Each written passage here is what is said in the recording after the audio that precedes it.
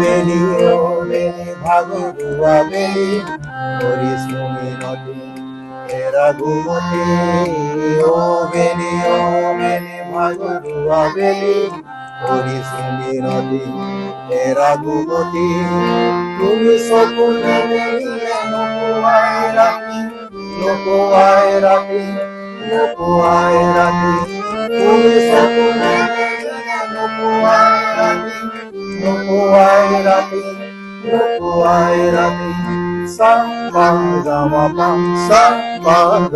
পা ৰে গা ধা নি ৰে সা ৰে গা ধা নি ৰে সা ও বেলি ভাগৰুৱা বেলি হৰিশ্মী নদী এৰা ঘুমতি ও বেলি ভাগৰুৱা বেলি হৰিশ্মী নদী এৰা ঘুমতি তুমি সপোনে মেলিলে নোপোৱাই ৰাতি নোপোৱাই ৰাতি নোপোৱাই ৰাতি তুমি সপোনে মেলিলে নোপোৱাই ৰাতি নোপোৱাই ৰাতি নোপোৱাই ৰাতি সা পা গা মা পা ৰে গা ধা নি ৰে সা। সংগীতৰ নীৰৱ সাধনাত ব্যস্ত চৰাইদেউ জিলাৰ হিলাহাকুৰ চুমনি গাঁৱৰ এজন সংগীত শিল্পী আৰু তেওঁৰ নাম হৈছে প্ৰভাত কোঁৱৰ। অতি সৰু কালৰ পৰা তেওঁ সংগীতৰ প্ৰতি তেওঁ আকৃষ্ট হৈ এতিয়াও বৰ্তমানে ব্যস্ত সংগীত সাধনাত। মই সতীৰ্থক দেখাবলৈ অনুৰোধ কৰিছোঁ, এইজনে হৈছে চৰাইদেউ জিলাৰ হিলাহাকুৰ চুমনি গাঁৱৰ প্ৰভাত কোঁৱৰ আৰু তেওঁ অতি সৰু কালৰ পৰা তেওঁ সংগীতৰ প্ৰতি তেওঁ আকৃষ্ট হৈ তেওঁ এতিয়া ব্যস্ত হৈ পৰিছে, সংগীতৰ সৈতে তেওঁ ব্যস্ত হৈ পৰিছে। আমি পোনে পোনে তেওঁৰ সৈতে কথা পাতিম। যিহেতু আপুনি অতি সৰু কালৰ পৰা সংগীতৰ প্ৰতি আকৃষ্ট হৈ এতিয়া বৰ্তমান সংগীত সাধনাত ব্যস্ত হৈ পৰিছে, আপুনি চৰাইদেউ জিলাৰ লগতে শিৱসাগৰ জিলাৰ বিভিন্ন প্ৰান্তত আপুনি সংগীতৰ প্ৰশিক্ষণ দি আহিছে, কি ক'ব? আচলতে মানে সংগীতৰ মোৰ সৰুৰ পৰাই খুব এটা মনৰ নিজকে আনন্দিত নিজকে নিয়োজিত কৰিবৰ কাৰণে মই বাছি লৈছিলোঁ। আমি নিজে ভাল পোৱাৰ কাৰণে আমাৰ পৰিয়ালত আছিল সংগীতৰ এটা ধাৰা, সেই গতিকে মই সংগীতক লৈ বৰ্তমানে মানে বিভিন্ন অঞ্চলত নিজে ক্লাছ কৰোঁ, শাস্ত্ৰীয় সংগীতৰ শিক্ষা দিওঁ আৰু সমাজে মাতিলে মই প্ৰতিটো অনুষ্ঠানত ল'ৰা ছোৱালীবোৰক প্ৰশিক্ষণ দিয়াৰ ব্যৱস্থা কৰোঁ। এনেধৰণে মই চলি আছোঁ। মই 1994 প্ৰথম মই সংগীতৰ পৰাই দিল্লীৰ এডুকেশ্যন মানে কি এইটো আপোনাৰ নেশ্যনেল ইণ্টিগ্ৰেশ্যন কেম্প নেহৰু যুৱ কেন্দ্ৰ, মই 1999 গৈছিলোঁ। তাত মই 10 দিন সৰ্বভাৰতীয় যি মানে যুৱ প্ৰজন্মৰ মানে বৈঠক, এই বৈঠকত মই সহযোগ কৰি তেওঁলোকৰ ভাৰতীয় প্ৰায় 13খন ৰাজ্যৰ সংহতিৰ গীত মই পৰিৱেশন কৰিছিলোঁ। তাত তেখেতলোকে প্ৰশিক্ষক আছিলে, প্ৰশিক্ষকে আমাক শিকাইছিল সুন্দৰকৈ। তাৰে মই তামিল তেলেগুৰ এনেকুৱা দুটামান সংগীত গীত বৰ সুন্দৰকৈ তাত পৰিৱেশন কৰিছিলোঁ। আৰু সেই গতিকে মই নাইনিতালৰ যিজন শিক্ষক তেওঁক মোক খুব ধুনীয়াকৈ সন্মান জনাইছিলে আৰু এটা বঁটা মোক প্ৰদান কৰিছিলে 1994। তাৰ পাছত মই 1997 মই অসম যুৱ মহোৎসৱ পাতিছিল। মই গুৱাহাটীত আমাৰ লাকুৱা ব্লকৰ পৰা লোকগীত আৰু জিকিৰত আমি তাত শ্ৰেষ্ঠ হৈছিলোঁগৈ। আপোনাৰ ৰবীন্দ্ৰ ভৱন আৰু তেতিয়া কলাক্ষেত্ৰ নাছিল, ৰবীন্দ্ৰ ভৱন আৰু আছিল আপোনাৰ এইটো ক্লাব হৈছিলে আৰু ঠাইত হৈছিলে ন, পাহৰিছোঁ জেগাটো। তাত আমি জিকি আৰু লোকগীতত মই শ্ৰেষ্ঠ হৈছিলোঁ। তেনেধৰণে মোৰ সেইটো যিটো মানে মই হাবিয়াস, সেই হাবিয়াসে মোৰ সেইটো সময়ত সংগীতৰ প্ৰতি আৰু ওপৰলৈ এখাপ আগুৱাই নিবলৈ চেষ্টা কৰিলে। তাৰপিছত মই শাস্ত্ৰীয় সংগীতৰ শিক্ষা ল'লোঁ, খগেশ্বৰী মহাবিদ্যালয়ৰ পৰা শাস্ত্ৰীয় সংগীত শিক্ষা ল'লোঁ। লৈ মই বৰ্তমানে শিৱসাগৰ, চৰাইদেউ, আপোনাৰ গেলেকী এনেকৈ কেইবাখন স্কুলত মই শাস্ত্ৰীয় সংগীতৰ শিক্ষা দি আহিছোঁ। যিহেতু আপুনি সংগীতৰ লগত সৰুৰে পৰা জড়িত, আপুনি যে সংগীত বিষয়টো বাছি ল'লে, কিয় বাছি ল'লে? আপুনি কিয় সংগীতৰ প্ৰতি ইমান আচলতে আপুনি আগবাঢ়ি গ'ল? নহয়, প্ৰথমতে মই ভবা নাছিলোঁ। মই সংগীত মানে ভাবিছিলোঁ মই এনেই দুই এখন মঞ্চত মই গীত এটা গাবলৈ পালে নিজকে মই ভাল লাগিব। আৰু এনেকুৱা হৈছিল, মই যেতিয়া প্ৰথম হাৰমনিয়ামখন শিকিছিলোঁ, মই হাৰমনিয়াম শিকাৰ লগে লগে কোনোবাই মানে মঞ্চত ভাল লাগিলে, ইমান ভাল লাগে। তেতিয়া দিনত মানে আমাৰ দিনত হাৰমনিয়াম, তবলাৰ, গীটাৰ এই তিনিটা বাদ্য আছিল। আজিকালিৰ দৰে মানে পশ্চিমীয়া যিটো বাদ্য সংগীত এইবিলাক নাছিলে।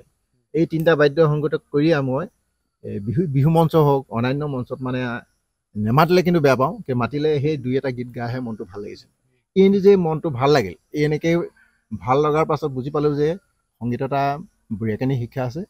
এই ধাৰাত যদি মই নলওঁ, ভৱিষ্যতে মোৰ মানে এনেই সংগীত শিক্ষা হ'ব। সেই গতিকে মই বিশাৰদ ল'লোঁ সংগীতৰ। বৰ্তমান এইটো আনুমানিক ক'ব নোৱাৰি। বৰ্তমান আপুনি এতিয়া কিহত ব্যস্ত? এই সংগীতৰ লগতে জড়িত হৈ আছোঁ। ক'ত সংগীতৰ প্ৰশিক্ষণ দি আছে আপুনি এতিয়া? মোৰ লাকুৱাত আছে সংগীত বিদ্যালয়, গেলেকীত আছে, শিমলগুৰিত আছে, আৰু বিদ্যাভৱন ডিমলত মই সংগীত শিক্ষকতা কৰি আছোঁ। যিহেতু দেখা যায় বিভিন্ন সময়ত শিল্পীসকলৰ বাবে চৰকাৰে বিভিন্ন সাহায্য ঘোষণা কৰে, সেই সাহায্যৰ পৰা আপুনি বঞ্চিত হৈ আছে নে? সেই সাহায্য আপুনি লাভ কৰিছে?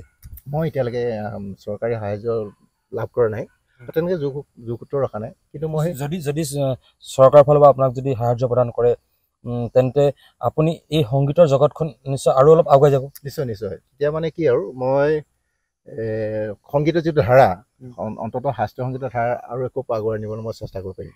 চৰকাৰক কিবা আহ্বান জনাব নি আমাৰ ND24ৰ জৰিয়তে? যদি চৰকাৰে আগ্ৰহ প্ৰকাশ কৰে তেতিয়া বেলেগ কথা, নিজেতো কৰিবলৈ দিগদাৰ হয়তো। কিবা আহ্বান জনাব নেকি? আহ্বান জনাব নহয়, এনেকুৱা ধৰণৰ হয়। আমাৰ নিচিনা আমাতকৈ জ্যেষ্ঠ বহুত শিল্পী আছে, যিসকলে মানে কি আজীৱন সংগীতৰ লগত জড়িত হৈ আজি কোপতি মানে চৰকাৰী বা সাহায্য লাভ কৰা নাই। এইটো যদি ধাৰাৰ ৰক্ষা কৰে চৰকাৰে, নিশ্চয় তেওঁলোকৰ পৰিয়ালটো বৰ অতি সুন্দৰ। আৰু সেইসকল লোক আমাৰ মাজৰ পৰা হেৰাই গৈছে বহুত। তেওঁলোকৰ পৰিয়ালটো চলিবৰ কাৰণে অন্ততঃ যদি চৰকাৰে মন্থলি বা বছৰত কিবা এটা যদি অনুদান আগবঢ়ায়, নিশ্চয় বহুত সুখী হ'ব। আৰু সেইসকল শিল্পীয়ে মই ভাবোঁ সমাজখন সুন্দৰকৈ ধৰি ৰাখিছিল। কিন্তু আজিকালি শিল্পী আৰু তেতিয়া দিনৰ শিল্পী বহুত পাৰ্থক্য আছে। আপুনি কিছু যি সংগীত শিল্পী আছে, যিসকল আচলতে আপোনালোকৰ দিনত যিসকল সংগীত শিল্পী আছিল, তেওঁলোকৰ কাৰোবাৰ সৈতে আপুনি এইদৰে বাদ্য সংগত কৰিছিল নেকি? হয় হয়, মই লাকুৱাত যেতিয়া আমাৰ মহান শিল্পী দিলীপ শৰ্মা আৰু সুদক্ষিণা বাইদেউ আহে, তেতিয়া তাত মই এদিন মই প্ৰশিক্ষণ ল'বলৈ গৈছিলোঁ। তাৰপাছত ইয়াত নাজিৰা নাট্য মন্দিৰত লোকনাথ গোস্বামী ছাৰ আহিছিলে, তেখেতৰ লগত মই দুদিনমান সংগীত শিক্ষা ল'লোঁ। তাৰোপৰি মই এই পাছৰ জেনেৰেশ্যনৰ মহেন্দ্ৰ হাজৰিকাৰ লগত মঞ্চত মানে সংগীত পৰিৱেশন কৰিছিলোঁ, আৰু নিজে মই তেওঁলোকৰ লগত বজাই মেলি গীত পৰিৱেশন কৰাৰ মোৰ হেৰিত আছে।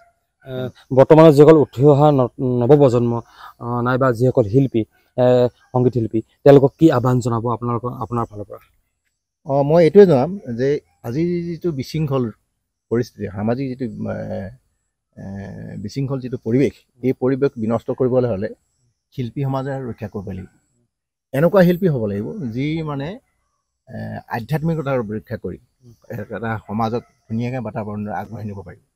মানে এনেকুৱা যাতে মঞ্চ নহওক, যি মঞ্চত চোলা কাপোৰ খুলি উদণ্ড মানে নৃত্য যাতে নহয়, এনেকুৱা ধৰণৰ মানে শিক্ষা ল'লে নিশ্চয় ভাল হ'ব। আৰু অভিভাৱকসকলক আমি এইটো কওঁ, য'ত শিক্ষা দিবলৈ যাওঁ, যে আপোনালোকে কোনেই গীত শিকি মঞ্চত নুঠাব।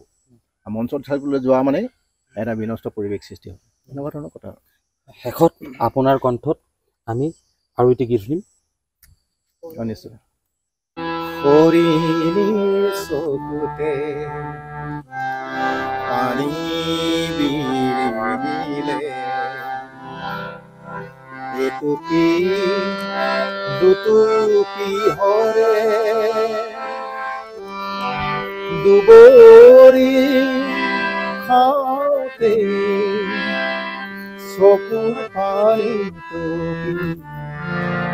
দুবৰিতে লাগি ধৰে,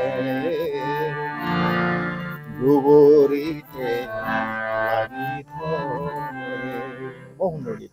তাৰমানে শৰ্ণিহালে যেতিয়া নৈ কিনাৰত ঘাঁহ খাই থাকে সেই সময়তে ব্যাধ মানে চিকাৰীয়ে যেতিয়া হৰিণীজনীক বধ কৰে তেতিয়া হৰিণাটো খুব দুখ মনে গীত খাই মানে এটা ছবি প্ৰতিষ্ঠা কৰি বিচাৰে আমাৰ সোণাৰী অঞ্চলৰ পাৰ্বতীপুৰ বৰুৱাদেৱে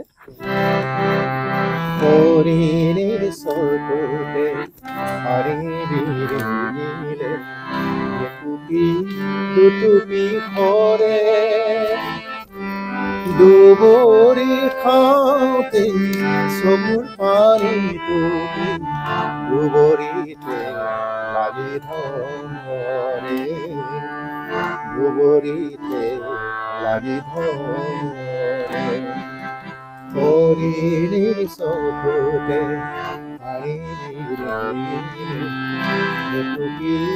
দুটুপি সৰে দুবৰিৰ খাওঁতে চকুৰ পানী টুপি দুবৰিতে লাগি ধৰে দুবৰিতে লাগি ধৰে।